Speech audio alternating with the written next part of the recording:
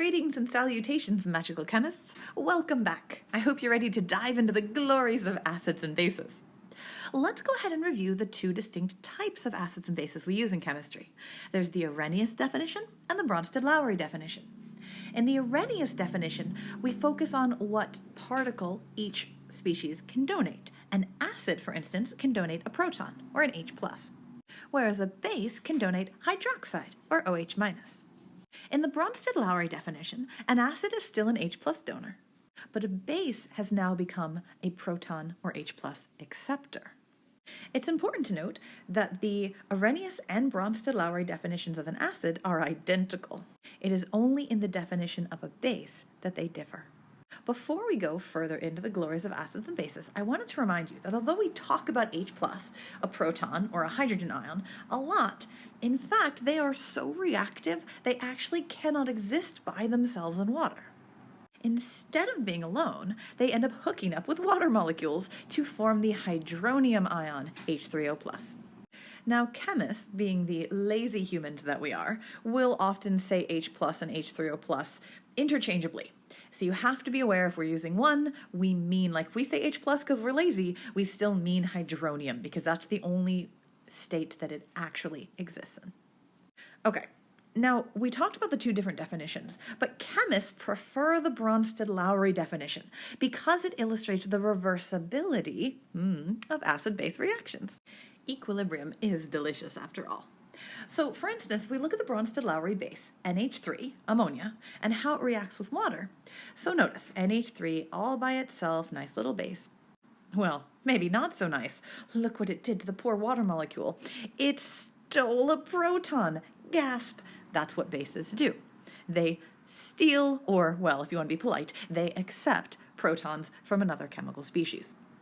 Did you notice that when this happened, the hydroxide ion is still being produced?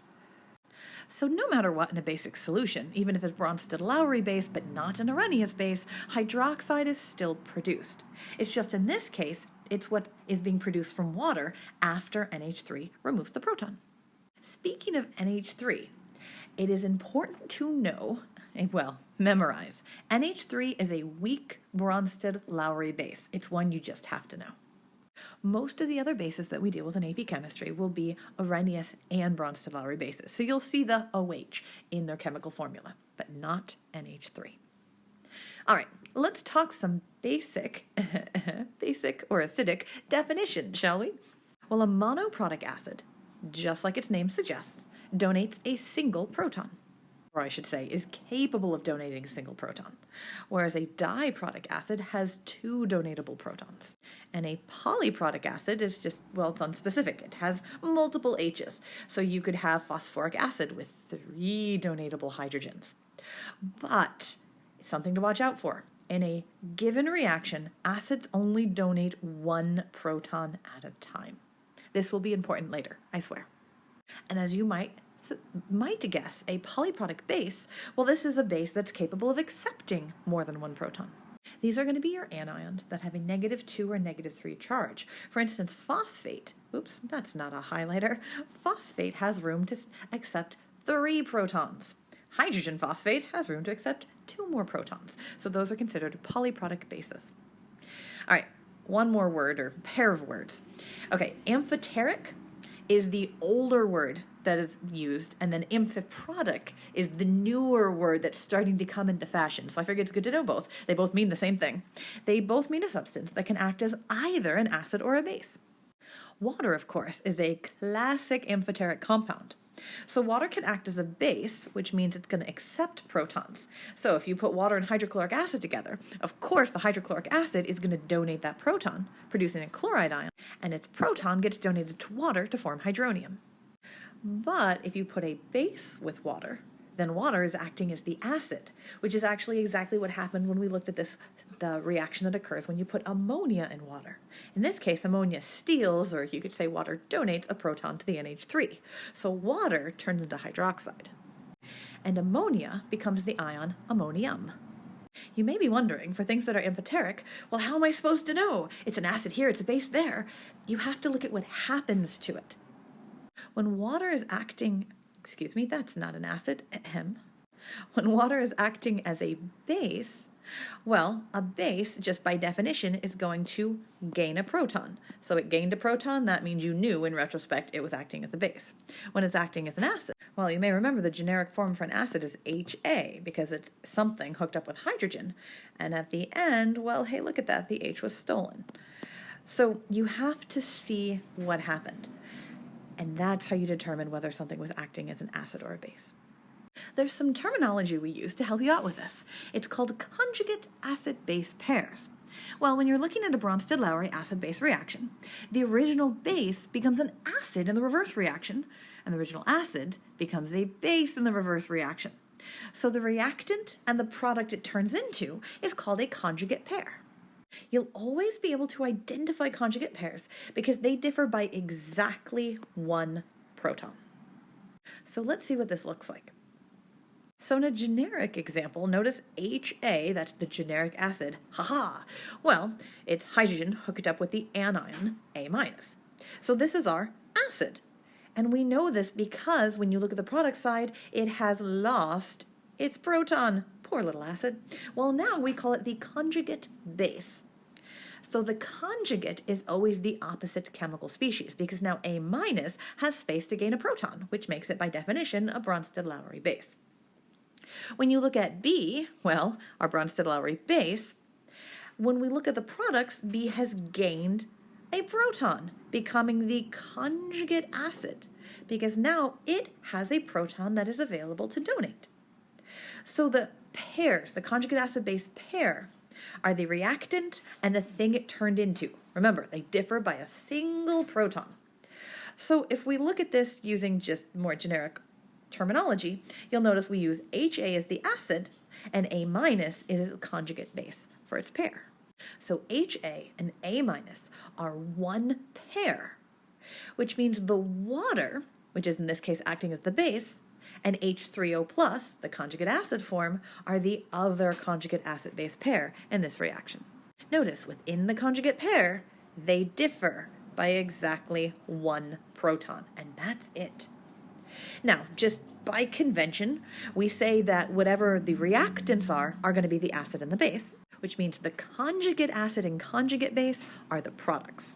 Okay, let's just try a couple of practice problems down at the bottom of the page.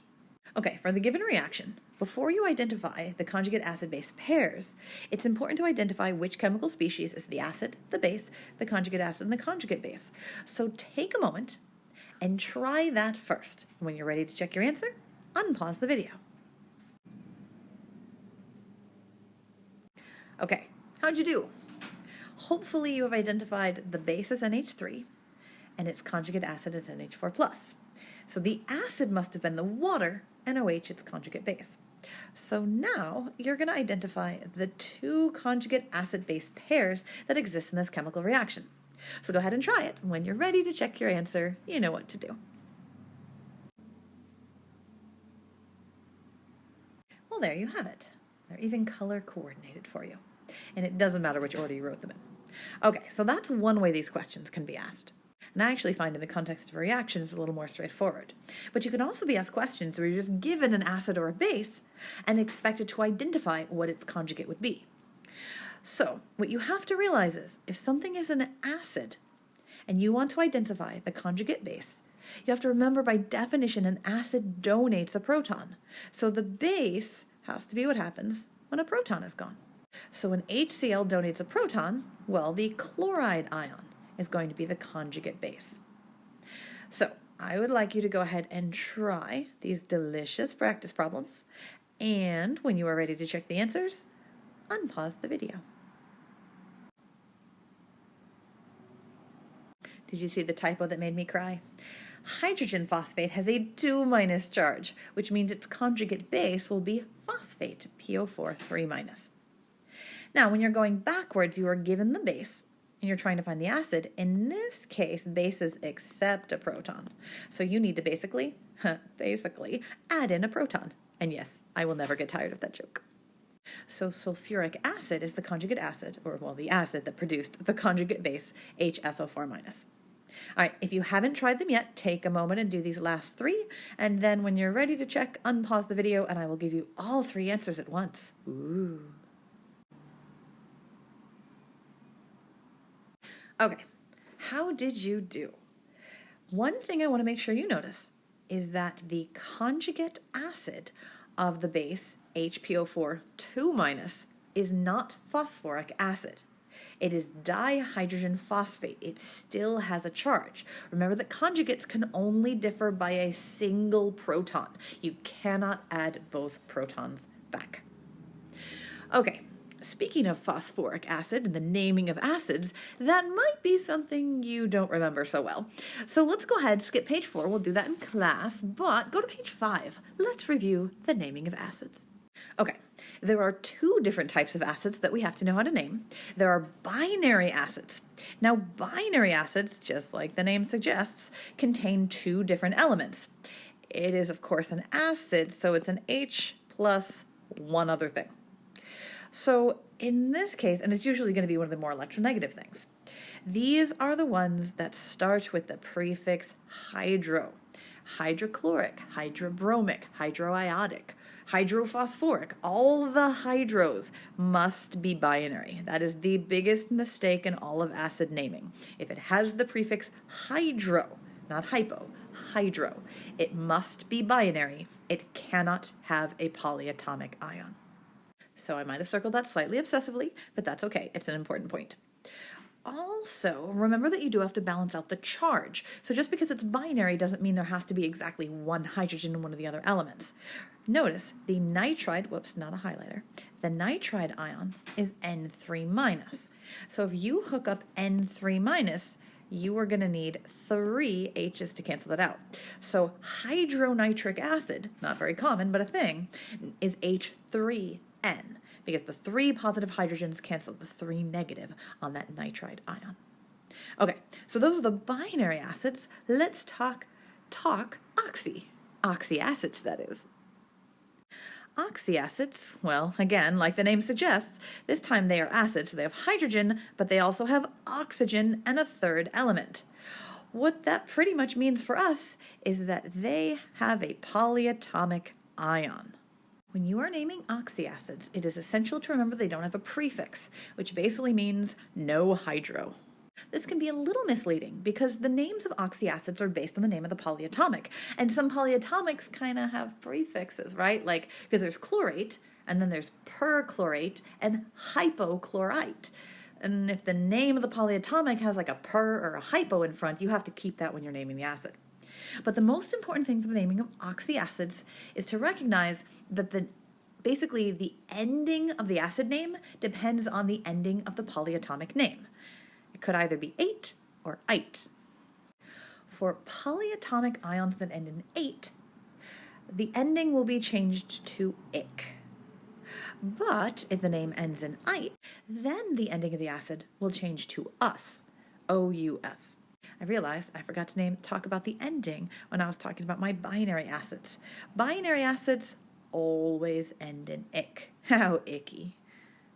One way to remember the naming of the polyatomic-based acids is to remember to watch out for the very dreaded disease. Chemists have been catching this disease when they work too much with acids and bases, and it's deadly, so you have to watch out for it.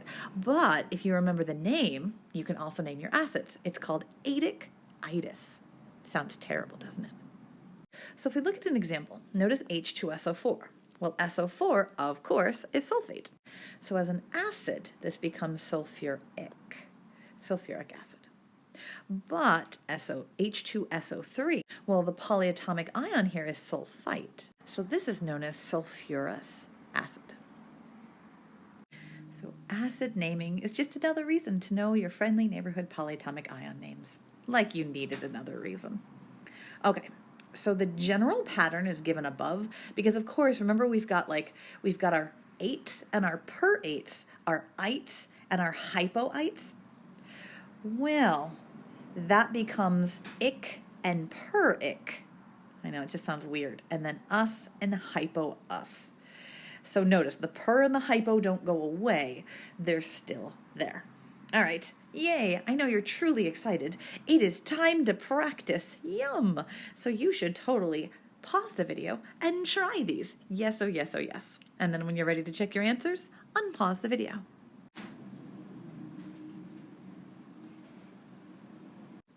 Please make sure to try them first, because the naming of acids is not the easiest thing ever. Okay, so we've got carbonic acid, because carbonate is CO3, and nitrous acid, because NO2 is nitrite. Then we've got hydrochloric acid. Notice the hydro, because there's no oxygen there, it's not an oxyacid, it's binary. And last but not least, we have bromous acid, coming from bromite. Now let's check the formulas. Well, nitric acid must be HNO3. There's no hydro, so it can't be a binary acid. It's got to be a polyatomic, so this must be nitrate. And then there's only one hydrogen because NO3 has a -1 charge. Phosphoric acid, again, no hydro, so this must be based on a polyatomic. It ends in ic, so we're looking for an 8. This must be phosphate. But phosphate has a 3- charge, so you need 3 hydrogens to cancel out that 3-. So your phosphoric acid is H3PO4. Now, hydroiodic, way too many vowels for any normal word, but it's totally a thing, and in fact, it's the friendliest acid ever, because hydro makes this binary, iodic means iodine, so this is literally HI, because, you know, it's just smiling at you, because it's just that awesome. And then last but not least, we have sulfurous acid. So because it's sulfurous, we must be looking for sulfite, which means H2SO3. And that's it. You're done with video 1 and onward and upward to video 2. I'll see you there.